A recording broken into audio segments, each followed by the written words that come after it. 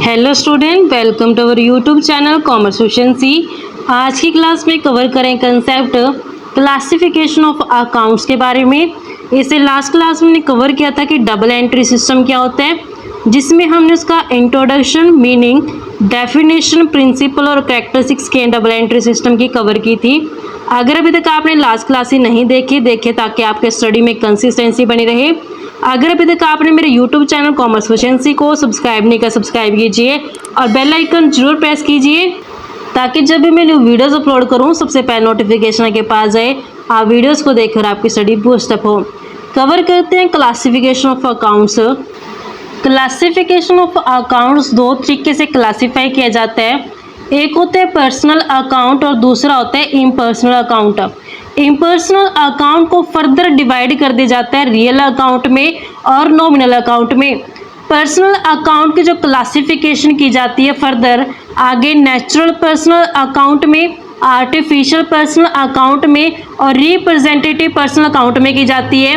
वही real account की classification जो की जाती है टेंजिबल रियल अकाउंट और इंटेंजिबल रियल अकाउंट में की जाती है। अब डिटेल में कवर करते हैं कि पर्सनल अकाउंट नाम से क्लियर है, पर्सनल यानी कि पर्सन से रिलेटेड जो होता है।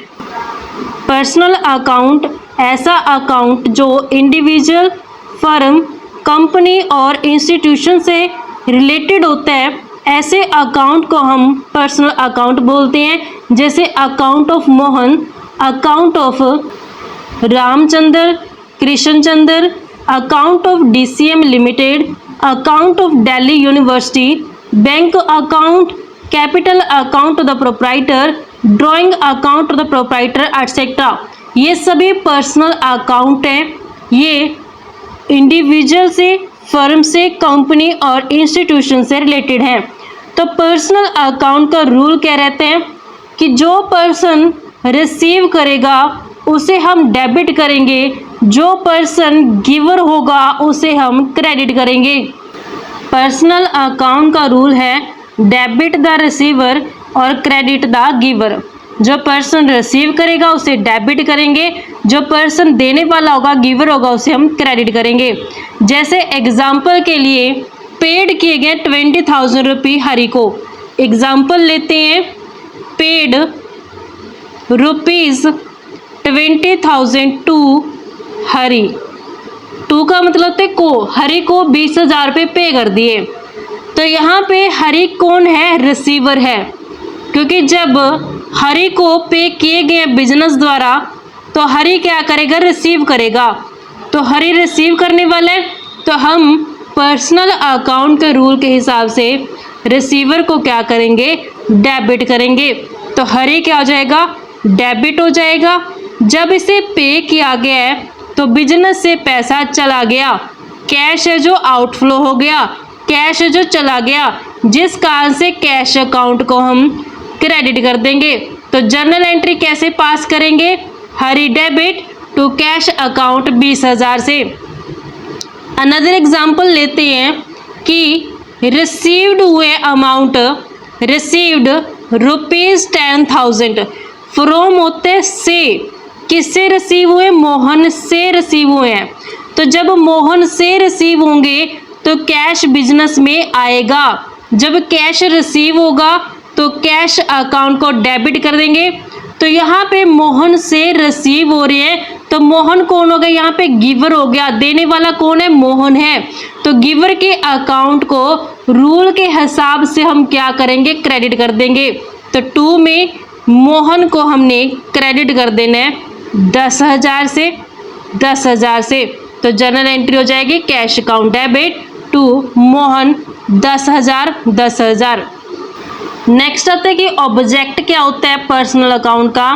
पर्सनल अकाउंट का ऑब्जेक्ट ये जानना होता है कितने लोगों से बिजनेस ने पैसा लेना है और कितने लोगों को बिजनेस ने पैसा देना है, कितना अमाउंट रिसीवेबल है और कितना अमाउंट पेबल है, ये पता चल जाता है हमें जब पर्सनल अकाउंट है जो बनाया जाता है।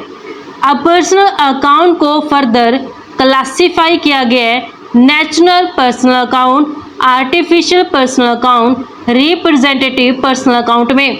नेचुरल पर्सनल अकाउंट ऐसा पर्सन जो नेचुरली बर्थ हो, जैसे आप और मैं, हम क्या नेचुरली बर्थ पर्सन है। जैसे Mohan account, Sohan account, Seema account, Nirmala account, proprietor capital account, proprietor drawing account, debtors account, creditor account, ये सभी नेचुरल बर्थ वाले पर्सन हैं, तो इनके अकाउंट नेचुरल पर्सनल अकाउंट कहलाएंगे। नेक्स्ट होते हैं artificial personal account. Artificial personal account में उन अकाउंट्स को हम शामिल करेंगे जिनको पहचान जो इंसानों के द्वारा दी जाती है, जैसे इनका खुद का कोई फिजिकल एग्जिस्टेंस नहीं होता जैसे ह्यूमन बीइंग का होता है, जैसे आपका और मेरा है, लेकिन फिर भी ये इंसानों की तरह काम करती हैं। यानी कि आर्टिफिशियल पर्सनल अकाउंट में उन अकाउंट्स को हम शामिल करेंगे जिनका कोई पर्सनल एग्जिस्टेंस नहीं है एक इंसान की तरह, लेकिन वो इंसानों की तरह ही काम कर रहे हैं। उनके खुद के अकाउंट, उनके खुद के नाम से अकाउंट बनाए जाते हैं, जैसे फर्म का अकाउंट, कोई भी लिमिटेड कंपनी का अकाउंट, इंस्टीट्यूशन अकाउंट, कोई बैंक अकाउंट। तो जो ये कंपनियां होती हैं, जो फर्म में होती हैं, बैंक होती हैं, इनका इंसानों की तरह जन्म नहीं हुआ था, लेकिन इन्हें जो पहचान होती है वो इंसानों के द्वारा दी जाती है। तो इन अकाउंट को हम आर्टिफिशियल पर्सनल अकाउंट के अंदर रखते हैं। तो जब भी हम बिजनेस ट्रांजैक्शंस को रिकॉर्ड करेंगे तो इन अकाउंट को हम आर्टिफिशियल पर्सनल अकाउंट के अंदर रखेंगे। इसके अलावा इसमें हम account of club, insurance company, account of government department जो रिकॉग्नाइज किए गए हैं एज अ पर्सन, उनको भी हम आर्टिफिशियल पर्सनल अकाउंट के अंदर रखेंगे। नेक्स्ट आता है रिप्रेजेंटेटिव पर्सनल अकाउंट। ऐसे पर्सनल अकाउंट जो रिप्रेजेंट करते हैं किसी पर्सन को और किसी ग्रुप ऑफ पर्सन को, उसे हम रिप्रेजेंटेटिव पर्सनल अकाउंट बोलते हैं। जैसे एग्जांपल के लिए कि सैलरी जो दिसंबर मंथ की पे नहीं की गई एम्प्लॉय को, ये अभी पेबल है, पे करनी बाकी है, तो इसे हम सैलरी आउटस्टैंडिंग अकाउंट में रखेंगे, क्योंकि ये किसको रिप्रेजेंट करती है, ये रिप्रेजेंट करती है उन पर्सन को जिनकी सैलरी अभी पे करनी बाकी है। ऐसे ही रिप्रेजेंटेटिव पर्सनल अकाउंट के अंदर शामिल किए जाते हैं prepaid insurance account, accrued interest account, unearned commission account को भी हम रिप्रेजेंटेटिव पर्सनल अकाउंट के अंदर रखते हैं। नेक्स्ट आते हैं रियल अकाउंट। रियल अकाउंट के अंदर हम उन सभी थिंग्स को शामिल करेंगे जिन्हें हम मनी के टर्म में मेज़र कर सकते हैं या मनी की वर्थ में वो टर्म्स में आती हैं।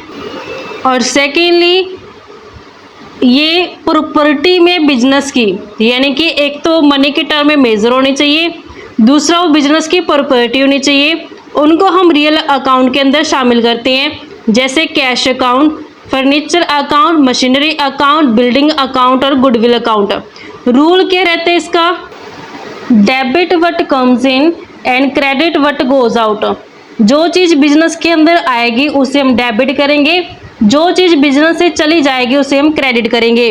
जैसे एग्जांपल के लिए फर्नीचर परचेज किया गया है कैश में, तो फर्नीचर परचेज किया गया, फर्नीचर है जो 50,000 का फर्नीचर कैश में परचेज किया गया है। तो जब फर्नीचर परचेज किया गया तो फर्नीचर क्या आ रहा है, बिजनेस में आ रहा है, तो डेबिट व्हाट कम्स इन, जो चीज़ आएगी उसे हम क्या करेंगे, डेबिट करेंगे। तो फर्नीचर अकाउंट डेबिट हो जाएगा, फर्नीचर अकाउंट को डेबिट कर देंगे। कैश में खरीदा है तो कैश चला जाएगा बिजनेस से, तो जो चीज़ चली जाएगी उसे हम क्या करेंगे, क्रेडिट कर देंगे। तो टू कैश अकाउंट को हम क्रेडिट करेंगे, 50,000 डेबिट करेंगे और 50,000 से क्रेडिट कर देंगे, क्योंकि फर्नीचर और कैश दोनों ही रियल अकाउंट के अंदर आते हैं। ऑब्जेक्ट क्या होता है रियल अकाउंट का, ये अकाउंट रिप्रेजेंट करते हैं वैल्यू उन सभी प्रॉपर्टी की जो बिजनेस के पास है मनी की टर्म में, और ये बताते हैं कि फाइनेंशियल पोजीशन क्या है बिजनेस की।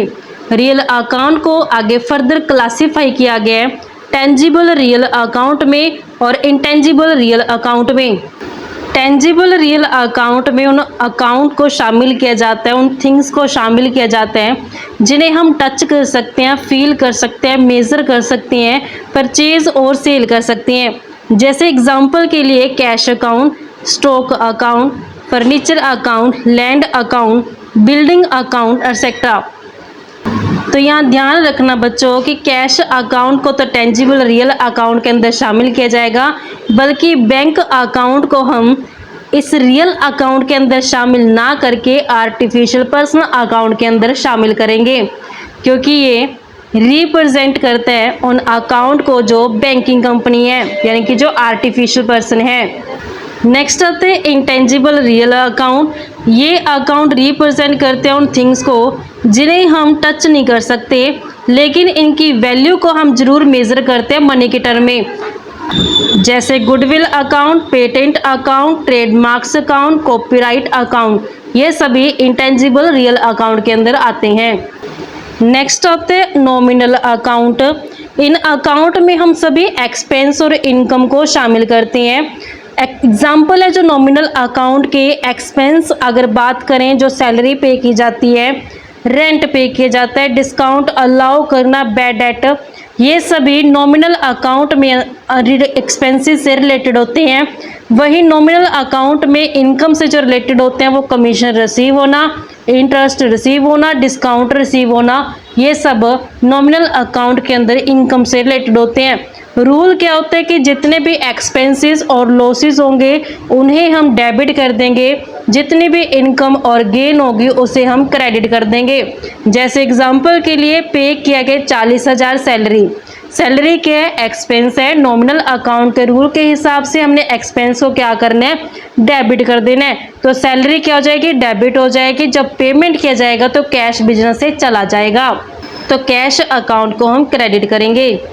तो यहाँ पर नॉमिनल अकाउंट का रूल कहता है जितने भी एक्सपेंस लॉस होंगे उन सबको डेबिट किया जाएगा, जितनी भी इनकम और गेन होगी उनको क्रेडिट करेंगे। तो यहाँ पे 40,000 रुपये की सैलरी पे की गई है। सैलरी क्या है, एक्सपेंस है। नॉमिनल अकाउंट के रूल के हिसाब से एक्सपेंस को क्या किया जाएगा, डेबिट किया जाएगा। तो जर्नल एंट्री कैसे पास करेंगे, सैलरीज अकाउंट डेबिट हो जाएगा। जब सैलरी पे की गई है कैश में तो कैश चला गया। कैश क्या होते हैं, रियल अकाउंट होते हैं। रियल अकाउंट का रूल कहता है क्रेडिट व्हाट गोज आउट, जो चीज़ चली जाती है उसको क्या कर देंगे, क्रेडिट कर देंगे। तो टू कैश अकाउंट को हमने क्रेडिट कर देना है। अमाउंट 40,000 से दिखाई जाएगी।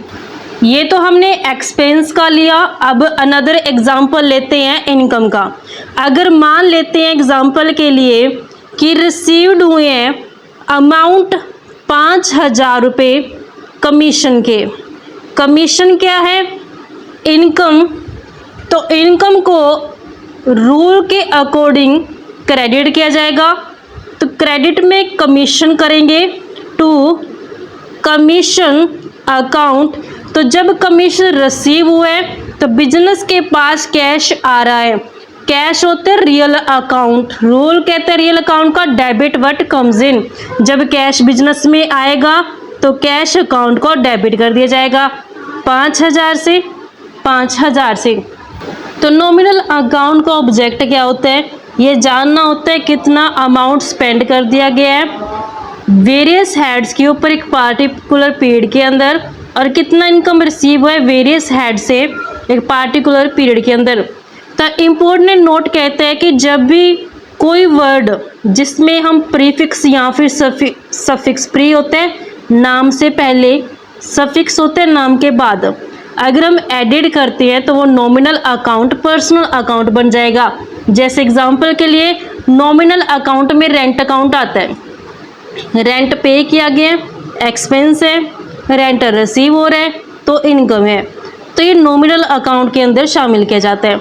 तो जब हम रेंट के आगे आउटस्टैंडिंग रेंट लगा देते हैं या फिर प्रीपेड रेंट लगा देते हैं तो ये क्या बन गया, रिप्रेजेंटेटिव पर्सनल अकाउंट बन गया। ऐसे सैलरी अकाउंट अगर ये आउटस्टैंडिंग सैलरी है या फिर सैलरी प्रीपेड है तो ये प्रीफिक्स लगने के कारण, सफिक्स लगने के कारण नॉमिनल अकाउंट पर्सनल अकाउंट बन चुके हैं। ये अब रिप्रेजेंटेटिव पर्सनल अकाउंट बन गया। ऐसे कमीशन के केस में कमीशन आउटस्टैंडिंग है या फिर कमीशन एडवांस में रिसीव हो गया, तो कमीशन अकाउंट नॉमिनल था लेकिन आउटस्टैंडिंग और एडवांस में रिसीव होने के कारण ये पर्सनल अकाउंट बन जाएगा। इंटरेस्ट अकाउंट, अगर इंटरेस्ट आउटस्टैंडिंग है या फिर इंटरेस्ट अक्रूड है तो ये पर्सनल अकाउंट बन जाएंगे। यानी कि जब हम नॉमिनल अकाउंट में या तो प्रीफिक्स होते हैं कि नाम के आगे या फिर सफिक्स होते हैं कि नाम के पीछे अगर हम वर्ड लगा देते हैं तो वो नॉमिनल अकाउंट पर्सनल अकाउंट बन जाता है। जैसे अब हमें यहाँ पे एग्जांपल दिया गया, हमने बताना है कौन सा अकाउंट पर्सनल है, कौन सा रियल और नॉमिनल अकाउंट है।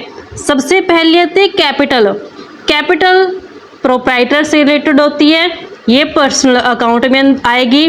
ड्राइंग भी प्रोप्राइटर से रिलेटेड होता है, पर्सनल अकाउंट में जाएगा। कैश के रियल अकाउंट में आती है, चाहे वो पेड हो चाहे वो रिसीव हो, दोनों ही रियल अकाउंट में आएंगी। कमीशन पे किया गया, कमीशन रिसीव किया गया, तो जो कमीशन पे या फिर कमीशन रिसीव, पे किया गया एक्सपेंस, रिसीव हुआ इनकम, दोनों ही नॉमिनल अकाउंट के अंदर आते हैं। परचेज एक्सपेंस होते हैं, नॉमिनल अकाउंट के अंदर आएगा। सेल्स इनकम होती है, नॉमिनल अकाउंट में आएगी। फर्नीचर रियल होते हैं, रियल अकाउंट में आएगा।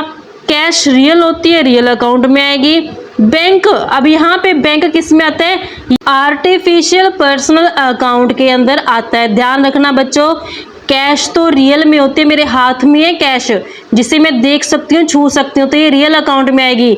लेकिन बैंक अकाउंट मेरे पास जो आर्टिफिशियल पर्सनल अकाउंट के अंदर आएगा, क्योंकि बैंकिंग को हमने किस में शामिल किया है, आर्टिफिशियल पर्सनल अकाउंट के अंदर शामिल किया है, तो बैंक अकाउंट पर्सनल अकाउंट में आएगा। बैंक ओवरड्राफ्ट भी हमारे पास पर्सनल अकाउंट में जाएगा। डेटर पर्सन होते हैं, पर्सनल अकाउंट में जाएंगे। क्रेडिटर्स पर्सन होते हैं, पर्सनल अकाउंट में। ट्रैवलिंग एक्सपेंस, जितने भी एक्सपेंस है नॉमिनल अकाउंट में। गुडविल जो होती है ये इंटेंजिबल रियल अकाउंट के अंदर आती है। पेटेंट इंटेंजिबल रियल अकाउंट के अंदर आते हैं। सैलरी एक्सपेंस होती है, नॉमिनल अकाउंट के अंदर आएगी। सैलरी आउटस्टैंडिंग, जैसे सैलरी तो एक्सपेंस ही नॉमिनल में चली गई, लेकिन सैलरी आउटस्टैंडिंग किस में चली जाएगी, पर्सनल जो हमारे पास अकाउंट है उसके अंदर। क्लासिफिकेशन में हमने समझा था रिप्रेजेंटेटिव पर्सनल अकाउंट, तो ये रिप्रेजेंटेटिव पर्सनल अकाउंट में चली जाएगी सैलरी आउटस्टैंडिंग, क्योंकि किसको रिप्रेजेंट करती है कि अभी तक सैलरी पे नहीं की गई है, सैलरी पे करनी बाकी है। इंश्योरेंस अकाउंट, हमारे पास जो इंश्योरेंस है ये एक्सपेंस है, नॉमिनल में जाएगा, लेकिन इंश्योरेंस प्रीपेड वर्ड लगने के कारण ये रिप्रेजेंटेटिव पर्सनल अकाउंट के अंदर चला जाएगा। बैड डेट रिटर्न ऑफ किए गए हैं, ये नॉमिनल अकाउंट के अंदर जाएंगे, और बैड डेट रिकवर्ड भी नॉमिनल अकाउंट के अंदर जाएंगे। तो इस तरीके से बच्चों हमारे पास ये टॉपिक बनता था क्लासिफिकेशन ऑफ अकाउंट्स का, जिसमें हमने पर्सनल और इम्पर्सनल दोनों ही क्लासिफिकेशन जो अकाउंट की कवर किया। आई होप आपको क्लियर हो गया है। नेक्स्ट क्लास में स्टेजेस और पार्ट्स क्या होते हैं डबल एंट्री सिस्टम के कवर करेंगे। ऐसे ही रेगुलर क्लासेस के लिए आप मेरे यूट्यूब चैनल कॉमर्स एफिशिएंसी को सब्सक्राइब, लाइक और शेयर करें। बेल आइकन जरूर प्रेस करें ताकि जब भी मैं न्यू वीडियोस अपलोड करूं सबसे पहले नोटिफिकेशन आपके पास जाए, आप वीडियोस को देखकर आपकी स्टडी बूस्ट अप हो।